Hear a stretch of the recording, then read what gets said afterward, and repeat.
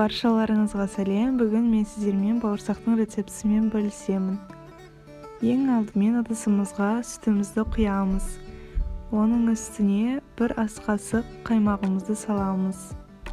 Қантымызды саламыз, дрожжымызды саламыз және де тұзымызды салып жақсылап араластырамыз.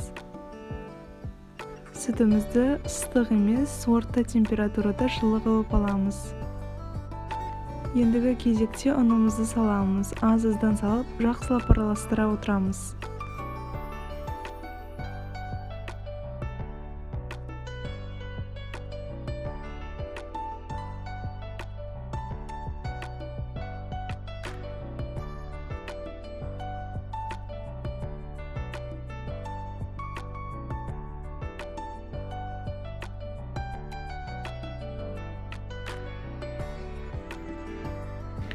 Тестамыз осындай толық араластырылмаған кезде сұйық майымызды қосып, тағы да жақсылап араластырамыз.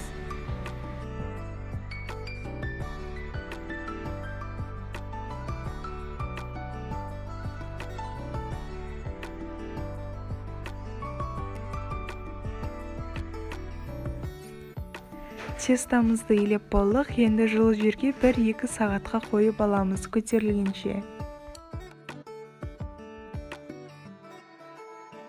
Тестамыз көтерілді, енді мен оны жаямын.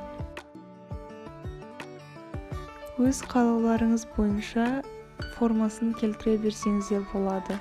Мен 1-2 домалақ формамен істедім, бірақ маған ұнамады, сондықтан мен кесіп жасадым.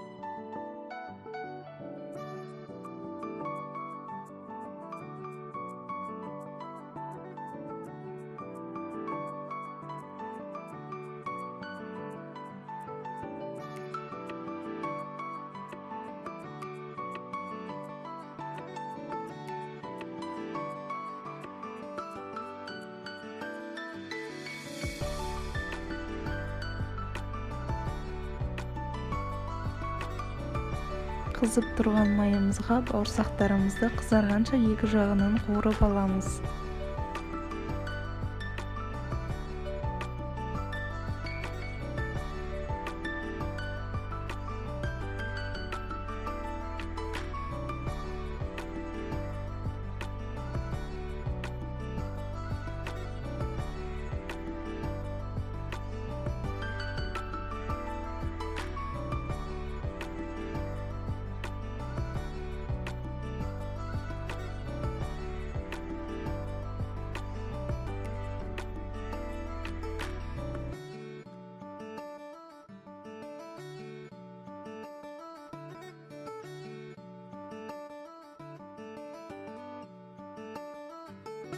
Осымен біздің дәмді бауырсақтарымыз дайын. Отбасыларыңызға ұсынсаңыздар болады. Астарыңыз дәмді болсын.